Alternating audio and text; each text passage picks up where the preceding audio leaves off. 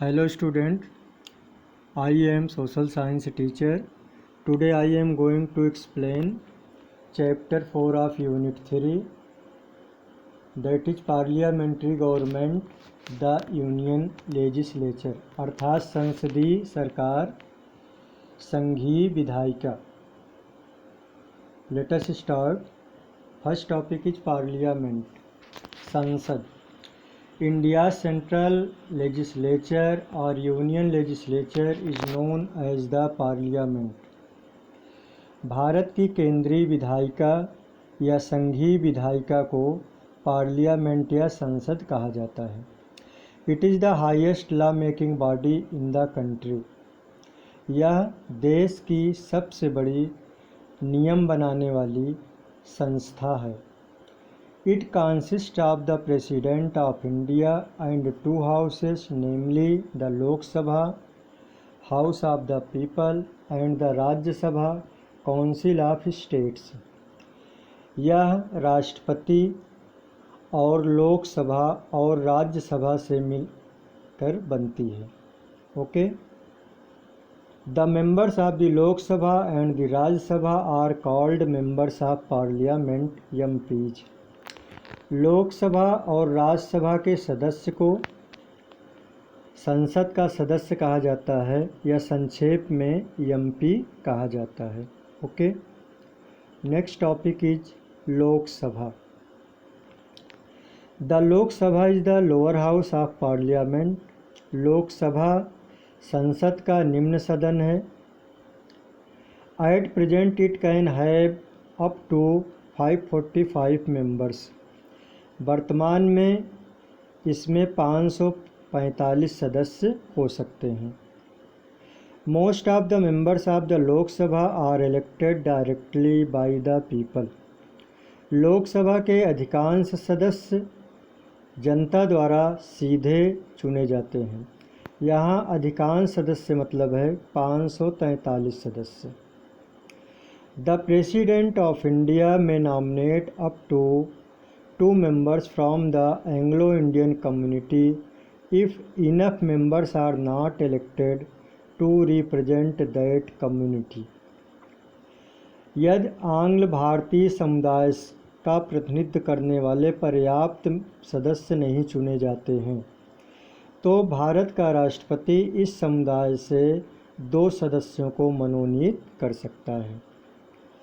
अर्थात 545 में 543 निर्वाचित होते हैं और आवश्यकता पड़ने पर राष्ट्रपति 2 आंग्ल भारतीय समुदाय से निर्वाचित कर सकता है.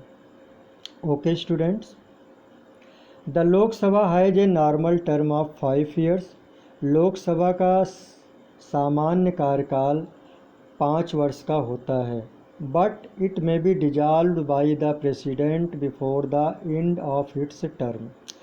लेकिन इसका कार्यकाल समाप्त होने के पहले भी राष्ट्रपति इसको भंग कर सकता है. ओके.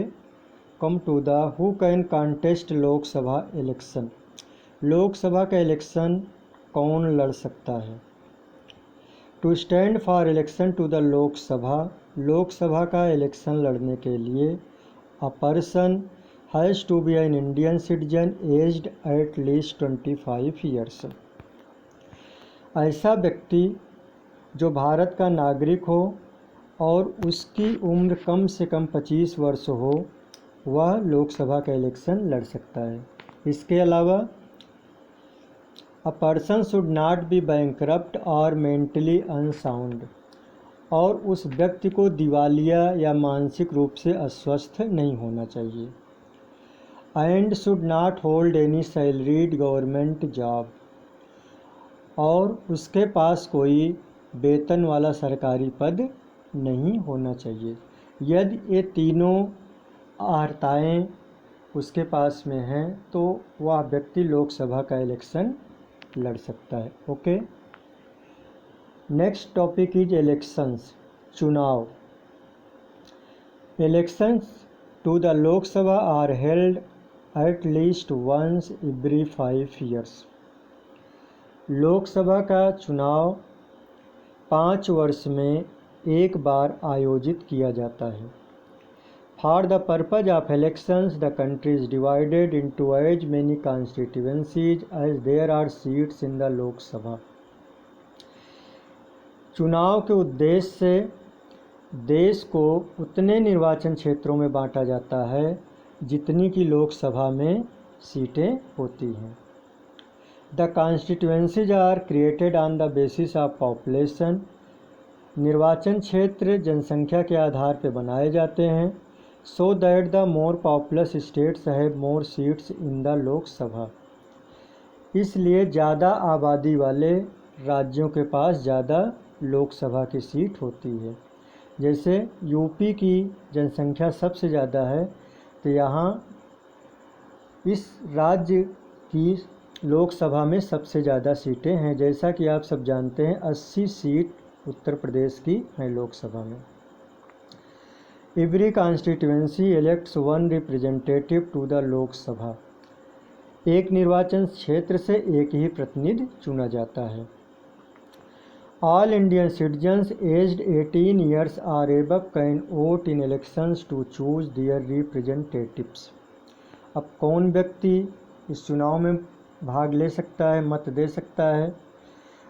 ऐसा भारतीय नागरिक जिसकी उम्र 18 वर्ष या उससे अधिक होती है, वह लोकसभा के प्रतिनिधि को चुन सकता है। After the result of the election is declared, the party that wins the majority of seats in the Lok Sabha is invited by the president to form the government at the centre. जब चुनाव का परिणाम घोषित हो जाता है तो बहुमत वाले दल को राष्ट्रपति सरकार बनाने के लिए आमंत्रित करता है। If no party gets a clear majority, 2 or more parties may together form the government. यदि किसी एक पार्टी को स्पष्ट बहुमत नहीं मिलता है तो 2 या 2 से अधिक पार्टियां मिल करके सरकार बनाती है। This type of government is called a coalition government. इस तरह से बनी हुई सरकार को गठबंधन या मिलीजुली सरकार कहा जाता है। Okay, the parties other than the ruling parties constitute the opposition. सत्ता से जो बाहर रहती हैं पार्टियां, जो पार्टियां शासन में नहीं रहती हैं, सरकार में नहीं रहती हैं, ऐसी पार्टियों को विपक्ष कहा जाता है। Okay students, next topic is presiding officer. अध्यक्षता करने वाला अधिकारी। The presiding officer of the Lok Sabha is known as the speaker. Lok Sabha की अध्यक्षता करने वाले अधिकारी को स्पीकर कहा जाता है। The Lok Sabha members elect the speaker from among themselves. Lok Sabha के सदस्य अपने बीच से स्पीकर का चुनाव करते हैं।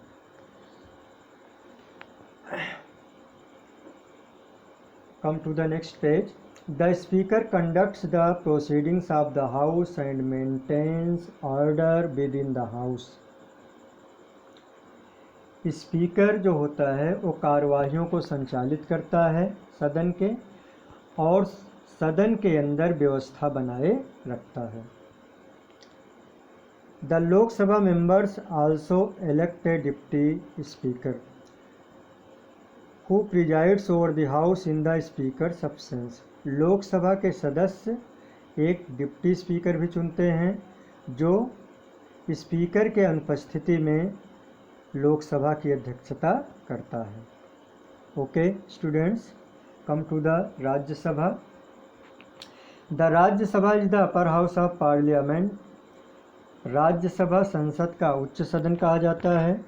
Eight present the Rajya Sabha has 245 members, 12 nominated and 233 elected.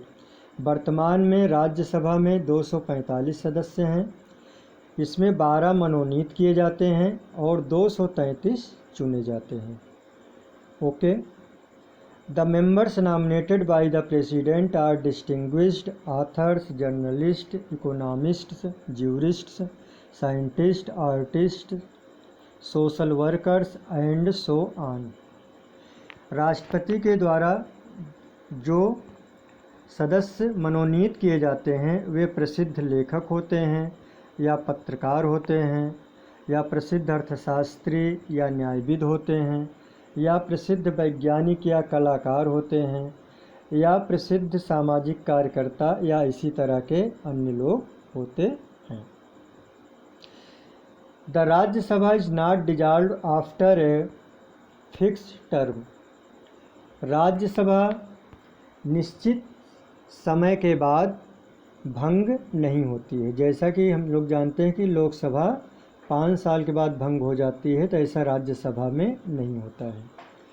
It is a permanent body, यह स्थायी सदन है।